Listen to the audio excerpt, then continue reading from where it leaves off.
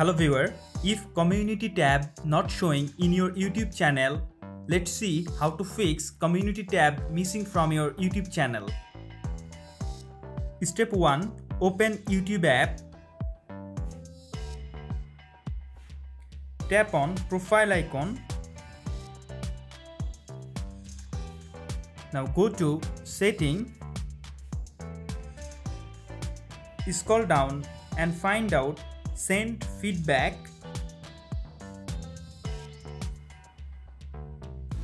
Click on get start. Now in this box describe your issue.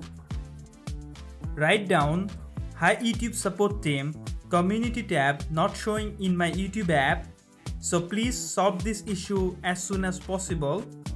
Then send your feedback to the YouTube support team. Now follow the second step. Open Google Play Store. Tap on search icon.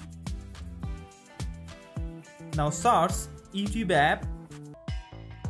Tap on YouTube app. From here, update your YouTube app and install YouTube latest version. And finally remember that YouTube automatically enable the community tab when your channel reaches 500 subscribers. If you crossed 500 subscribers recently, please wait 7 to 14 days.